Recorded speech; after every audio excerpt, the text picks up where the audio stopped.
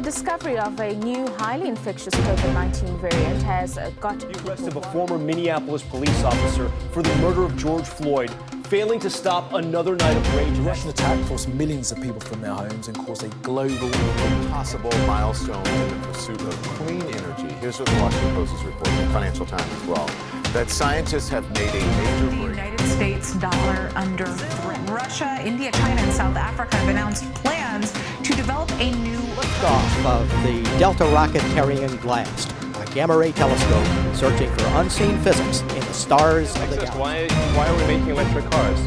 Why does it matter? It's because it's very important to accelerate the transition to sustainable transport.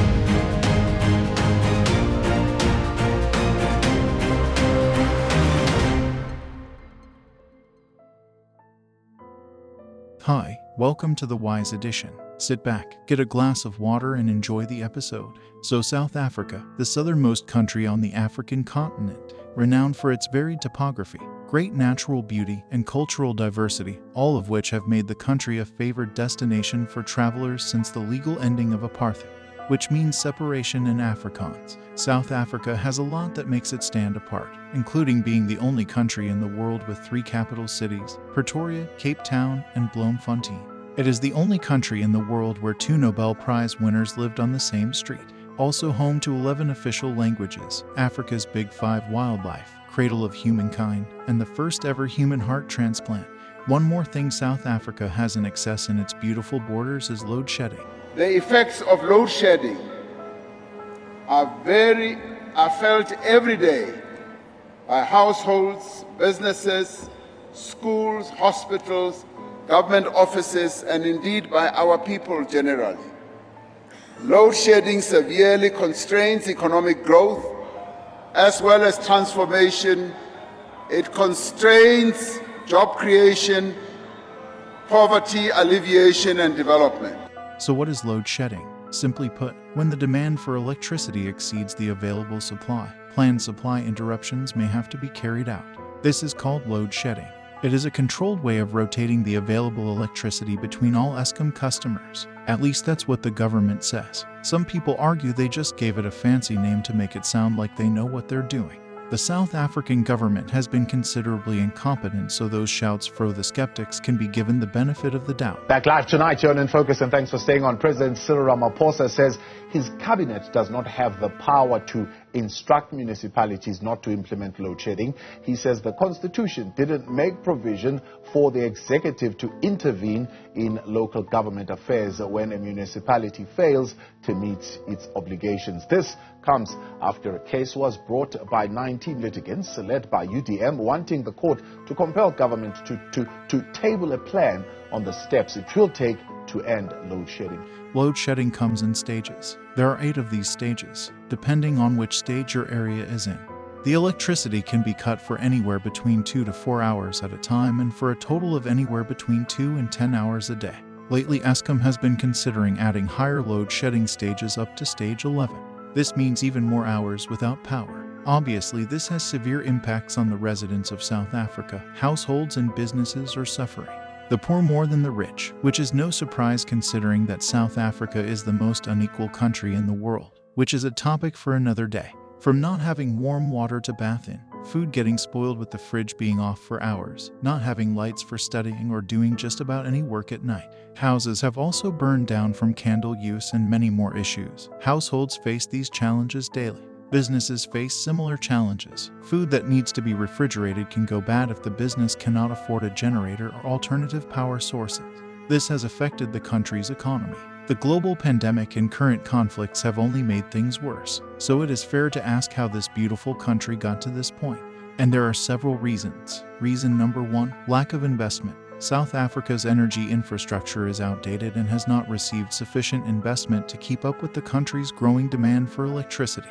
This has led to frequent breakdowns and blackouts. 2. Poor maintenance. In addition to lack of investment, poor maintenance of existing infrastructure has also contributed to the energy crisis. Many power plants are not being properly maintained, which has resulted in frequent breakdowns. Third reason being aging power plants. Many of South Africa's power plants are old and inefficient. and are not able to generate enough electricity to meet the country's needs. Dependence on coal can also be mentioned as a contributing factor, as coal is a non-sustainable method for generating electricity. Among all these reasons, South Africa's corruption stands out. President Cyril Ramaphosa has flat out denied being dodgy with his CR17 election campaign, and he's also dismissing allegations that he appointed people who helped him to government. Ramaphosa answered questions in the National Assembly a short while ago. Corruption and mismanagement within state-owned energy companies, such as Eskom, has also contributed to the energy crisis in South Africa. Mismanagement and corruption have led to inefficient operations and wasted resources. Corruption has been a pervasive issue in South Africa for many years, and it has been estimated to cost the country billions of rands each year. The extent of corruption is difficult to measure, but it is widely acknowledged to be a significant problem in the country. There are several factors that have contributed to the prevalence of corruption in South Africa. One of the primary factors is the legacy of apartheid, which left many South Africans marginalized and excluded from economic and political opportunities. This has created a culture of patronage and a sense of entitlement among some members of the ruling elite, who view state resources as a source of personal gain.